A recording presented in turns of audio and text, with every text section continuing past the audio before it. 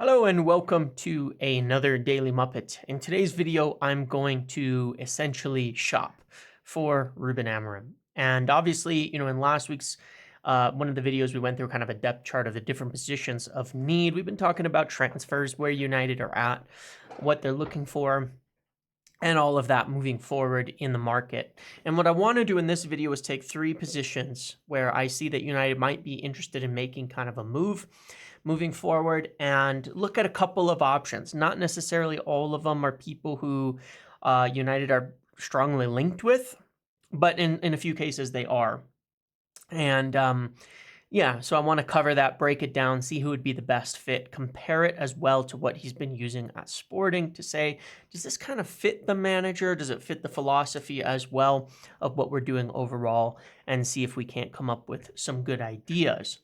On that front, just in terms of information, obviously, I put out on Twitter and then elsewhere, United's still interested. Branthwaite, will talk about him, that they could potentially look to a deal for him. And as I said, they're going to say, look, in January, there's no money. We don't have, not no money, but that it's tight, it's difficult, all that, etc. It's true. But again, the plan has always been if they could move something up and get a good opportunity signing in January that will help to solve some problems for this year, but is someone an opportunity to sign a player that they want for the long term, then they'll be willing to press on that opportunity. Getting a player out, freeing up some wages, getting some money back would certainly help offset the pushing it a little bit early from an FFP, PSR perspective and all of that. So it'll be tight, but there is potential here. And I think that does matter. United are still interested in a left back. There's a lot of stories of Davies. We're going to talk about him here. A lot of stories of, and they are interested in Davies. And as we've seen, they're willing to compete with Real Madrid. So certainly one to keep in mind. It is true that there's interest in Davies, no doubt. I don't think yet it would be at a point where anybody's confident they can get him. Most people think he's going to Madrid, but we were here before with Lenny Yoro, and we saw how that turned out in the end. So would not rule that out, certainly, but early days, you don't want to get over ambitious or anything about it. They could sign him to a pre-contract in January, though, technically. As going into a free agent, that could save a lot of money, being able to bring in a player like him, even if the wages are pretty decently sized, because you're just going to get that better PSR perspective. And then you don't have to make a sale to offset it. And if you do move them on later on, it's potentially pure profit. So anyway, that's one to definitely keep in mind. We're going to talk about, I'll look at Chris Rigg in this video as well, who's someone that United have definitely been following and are interested in, and see if he fits and where and how, if he still does. And then Gerard Branthwaite will also be going over in a few different ways. So yeah, let's get into it. Just some things of interest there, but let's get into it. And, and again, the way that it's set up, I just want to cover this real briefly. And the way that it's set up with transfers, this is not about, getting Amorim's players.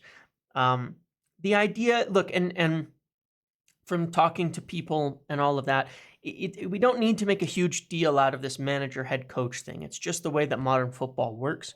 But the reality is that it's not that they don't want to get players that fit a manager. They want to support the manager with the right ideas, the right options, the right people, the right players. And so, yes, you still want to look strongly at this is how the manager plays. This is what he does. This is how they set up. Who can we get that will fit that? And that's what's important. But it's not about the manager having to be the one yeah, let me go watch this guy, do all of this work. You want the club doing that and saying, here's the best option. And a smart manager, a smart head coach will look at that and say, I trust you. And that's what we want. And there's really good people who are all very, into these positions now and getting a grasp of it. And so hopefully we can get somewhere with it.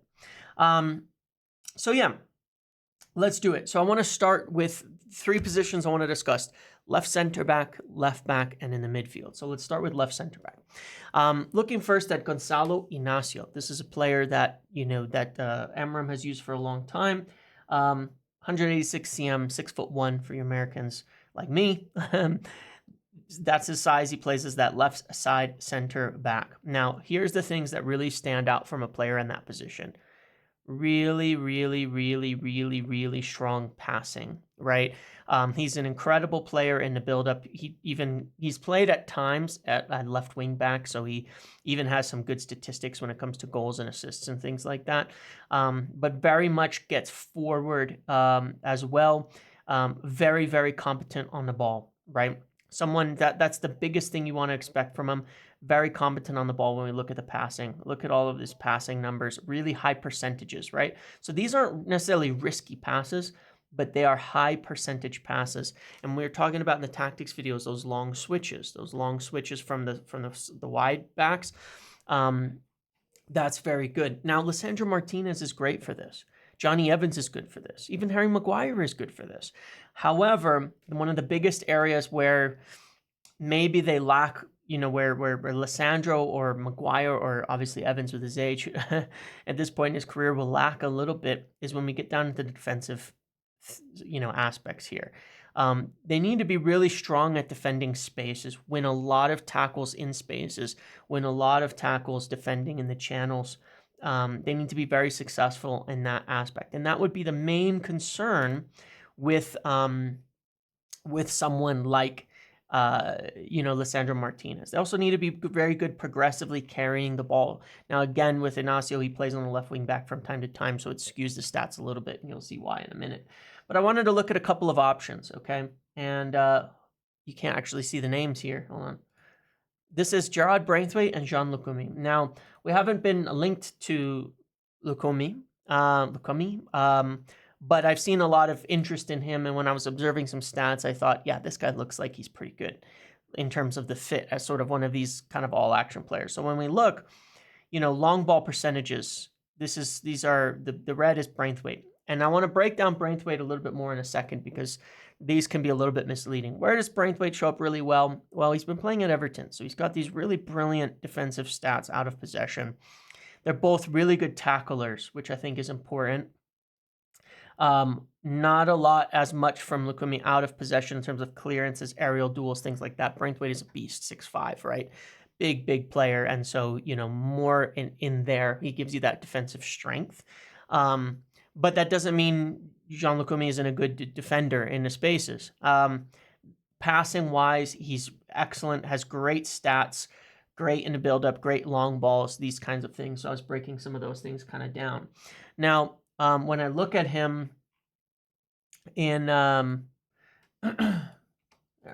when I look at him here, and look at kind of the breaking the stats down further, he's good. He carries the ball well. Also, high percentage passing. When we dig deeper, great passing stats, medium, high, low, really great percentages. So this is a guy who fits certainly that passing. But where I was definitely as well impressed is these tackling stats. The percentage of dribblers tackled really high percentages here. Defensive third, middle third, attacking third. So he's doing good work in and out of possession statistically. I haven't watched him that much, but the impression I get is that this would fit him. And I've seen a lot of people getting excited about a player like him. I think he's a good option, to replicate kind of the Inacio aspect. I could be wrong. I haven't watched a lot of him, so I was just, this is purely for me a stats thing looking at him. He's left-footed, obviously. It says, so that looks like an interesting option. Now, Gerard Branthwaite I want to break down because his is a little more interesting, right? When you look at his last 365 days while in Everton, then you look at it and you say, holy cow, these are really bad stats, right?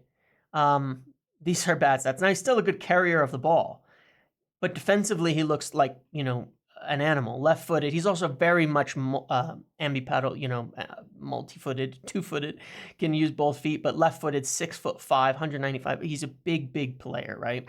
Very physical, very fast, very good in the channels. When we look at his defensive stats here, really strong, great at tackling dribblers, great at challenging, great at winning them, very aggressive defensively. That can be good.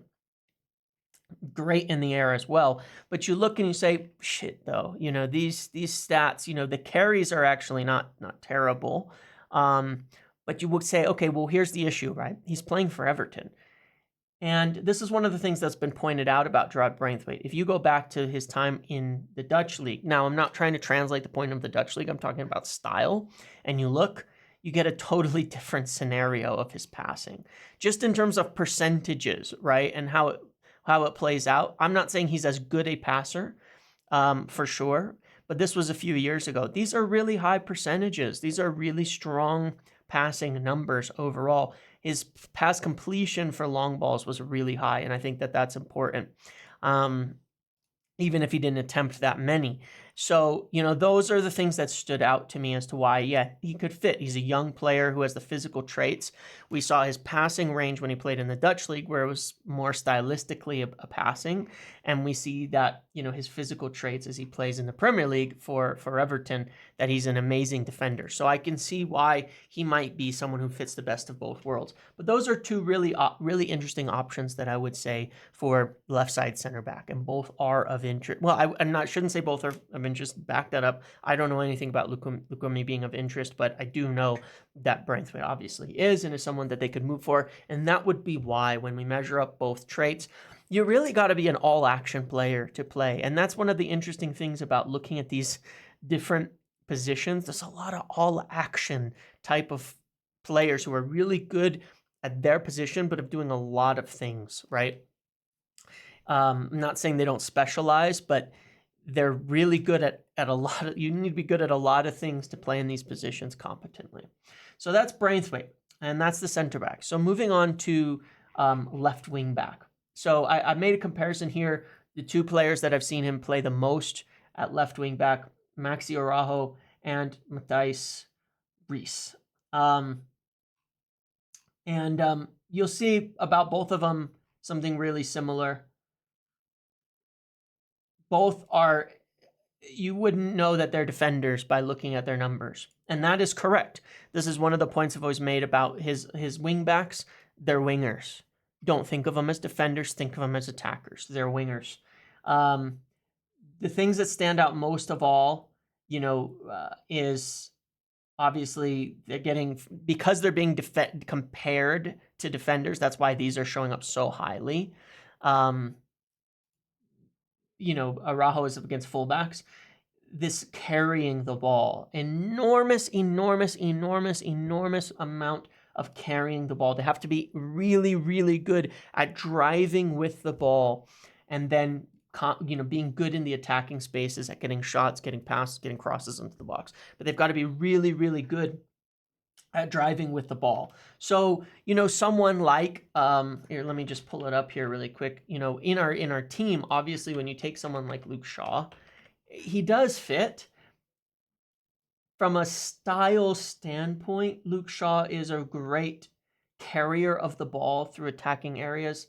I'll try to find a year where he was actually healthy to show this. I might not be able to actually do this right now, but if you find a year that he was healthy and fit, then it's like, okay, yeah, then it makes a lot of sense that he could do that. But they've got to be really, really good at carrying the ball and moving it forward. Now, when you break down their numbers, it's just all offense, right? Not necessarily technically the best passers in the team. Now, Rees is a bit more in that respect, which is interesting. More creator, less goal scorer than Araujo. Quite a good in short passing, but not so much on these long passes, things like that. Passing in the attacking areas, however, both have to do that a lot. Assists, expected goals, things like that. So Araujo is more of a goal scorer, Rees more of a creator when they play. And that's where I was saying is interesting. And I incorrectly had said at one point about Araujo that he was right-footed. He's left-footed. When he plays, he cuts in and shoots. So stylistically, when he's doing like Araujo and Quenda, they're both going in. And Araujo will be coming in a lot of times and shooting. So he's more of a going on to goal type of fullback when he plays, when they're inverting like that. Whereas in some other options, it'll be someone who stays wider and, does more crosses. So either way, whichever you want it, right? Whichever it's going to be. If it's somebody who's maybe right-footed and cuts inside, they've got to be a competent shooter, carrier, all of that. That's where I take someone like Garnacho, someone whose tendency is to cut in, shoot. carry the ball extremely well, that could be that type of player. But if he goes with a more traditional left-footed one, which we were seeing in training, left-footed who stays more outside, left-footed, left-sided, doing more crossing and passing, then you're wanting somebody who's productive in passing the ball, in these areas. But still has to be really, really good carrying the ball. And then, just excellent in the final third in terms of passes, as we can see here, just tons and tons of great passing in the final third. So more like Shaw in that respect, I think, who's not really much of a goal scorer. Competent defensively, I think both of them are competent. Araujo, not so much really, frankly, but they're okay defensively, but it's really not that important. They are attacking players. They're aggressive attacking players. There's almost no much more way to say it. So two names that I looked at here to compare. Alphonso Davies, who we've talked about, who's there's a lot of reports on right now. It's very interesting on him, and Nouri making the comparison. You can see with Davies why. Progressive carries into the box, carrying distance, key passes, expected assists, shot creating actions, all these things. He is over the top successful. Now, he does attempt a lot of tackles. He is a pretty mediocre defender, but he defends high, intercepts the ball high, progressive actions. Really, really aggressive is Alfonso as an attacker. So if you want that real creator, wingback, fullback, he's your guy to stay and do that. He really can. I mean, physically fast as hell and would be really hard to beat. So it makes a lot of sense. You look at someone like him. Nouri, similar, and obviously playing for a worse team, which can mess with these numbers a little bit. But you can see he's similar player, a little bit better of a tackler, similar player. So would be a good candidate. I looked at Kirkes, for example. I don't have the stats on Kirkes as much here because this is only giving me the breakdown for last year. And, Bournemouth have kind of taken off a little bit this year. He's a good player. Here, I'll pull it up like this instead. He's a good player. He's growing into it, left-footed. He's growing into this role, carrying it, all of that. Probably the best defender of the three that we're talking about there. Physically he's there, but he's also young, 21 years old. So there's time to develop. So an interesting name that United are definitely also still interested in. And if those are the names they're going for, then we would expect it to be a bit more traditional of a player who's staying wide and creating in that way. Then the cut inside, in which case you probably see your normal right-footed right back on the other side.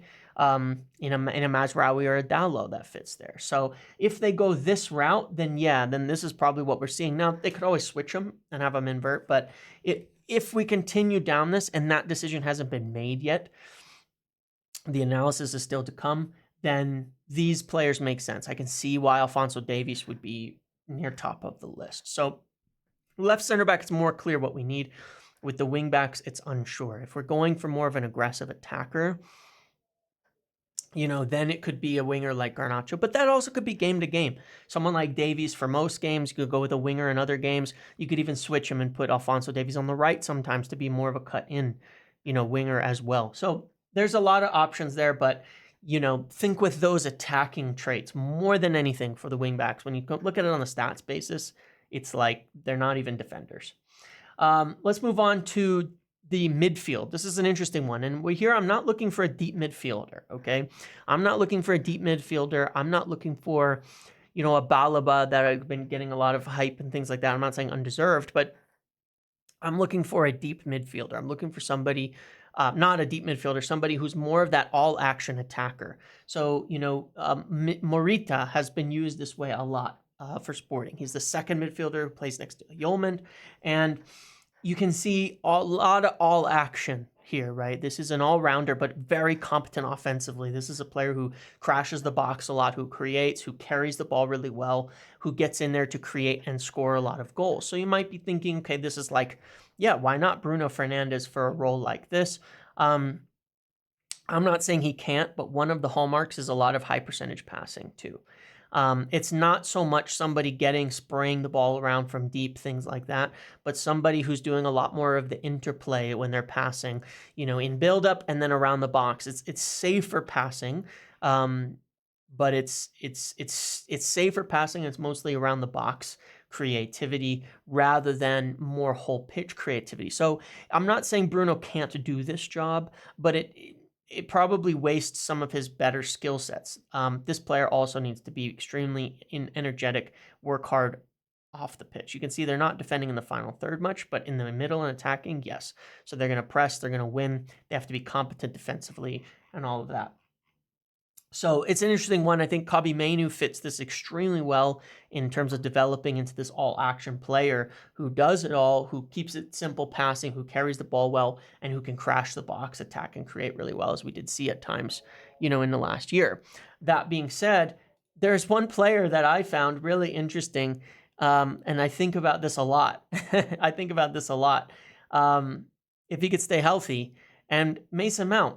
He might be a forward. He might be. But Mason Mount, this is his 21-22 season. And he was really kind of a bit of this like all action, keep it simple box crasher who could still defend and do work. These are defensive stats here. He was in the middle of the road. Very, very good offensively in so many different ways. Pressures as well. Like, he did a lot of stuff right. If he could stay healthy, he'd actually be a good option for this as well. He may be viewed as just more of a forward. We'll see. That's definitely plausible. But it's interesting, that I would compare him in some respects to this. If he could stay healthy, if he could stay fit, he's got the right kind of concept of a player who can play in the midfield, arrive at the box at the right times, make the simple passes around the box to unlock the defense. These are things he's done well in the past and where he had some strengths. So maybe we'll see something out of him. Another name that's interesting, obviously Chris Rigg, we've talked about before. United are interested in him. I've been watching him now. He's a bit more of an attacker than a midfielder at this point in time. When you compare him, but when you look at his numbers, he's a very good carrier of the ball, very dangerous around the box. Good at creating a shot, good at doing all of these like offensively, does a lot of work. These are like the numbers of a forward, right? In terms of passing and percentages and things like that, but good at creating shots by taking a player on, good at creating goals by taking players on, very, very strong on the ball and a lot of touches in the attacking areas. And look, he might be more of a forward. You can see the carries is really good here as well. Yeah, so is he the right guy? I don't know. His percentages are pretty good on tackling dribblers. If he grows and if he expands on his game and moves a little bit deeper rather than as necessarily a forward, he could fit into this kind of position as well, especially in games where you want to be more attacking, more offensive. He could fit into there. I'm not saying he's necessarily the right guy. He may end up just being a winger or a forward, or a 10, and this is kind of a 10, kind of not, depends on the game. But I was just interested in looking at how he fits and how he could play within this team. And there could be a spot for him because, again, anybody who's a goal threat, if he can play from the midfield a little bit more, then he could be there. And he's young, he'll still have plenty of time to develop. So I'm not saying he fits. I'm not saying he doesn't. He could. And there may be, there's obviously going to be more data on that. If they decide to pursue him, they'll have a good reason to, in terms of seeing how he fits. Now, maybe he fits in that Ahmad spot, so we have two players just in that right forward, like Mastantuono or something as well. Maybe that's where he is, and it's not about the midfield, but it's a little bit tricky finding the right player for that all-action midfielder. To me, the Kobbie Mainoo, there's not that many of them. It's not a deep creator. It's not a, it is like what Kobbie does and what Mount has done at times. And, I don't know exactly what I would call it, but it's an interesting role. And it's maybe a little harder to find the exact right fit, but you probably could also convert someone into that type of position as well. So that was what I wanted to cover today. 3 positions of interest, go through a few of the players United are looking at, see how they would fit, look at potential best options. And, and see, yeah, if we could get Davies on a free, Braithwaite in, that would solve some huge issues, frankly. And for not as much money as we'd hope, to spend, maybe for 50 million in transfer fees and, some decent wages, but that would be pretty good, replacing Lindelof, Evans, the players who are leaving. It would be very feasible to do that and to get that business done, and then potentially getting another midfielder in to replace Eriksson between the summer and January, and maybe a forward, and I think that might do it, and you could really round out the team with some really top players for, in the end, if you're going young too, for 70-80 million total. That's pretty good, and that could keep United in a good PSR and FFP space if things are tight, which they are, but that where there's good opportunities. So yeah, just keep that in mind. I hope you found this interesting. Definitely, if you could think of more all-action midfielders that United maybe have been linked to, or even I've linked this to, and I'm erroneously just not included in this video because I'm, trying to figure it all out for myself as well, then leave something in the comments below. But otherwise, a lot of promise moving forward. And these, I think, would be some interesting names to keep an eye on over the next couple of windows for these positions. Let me know your thoughts. Thank you for watching. Make sure to like, comment, subscribe, turn notifications on. See you in the next video.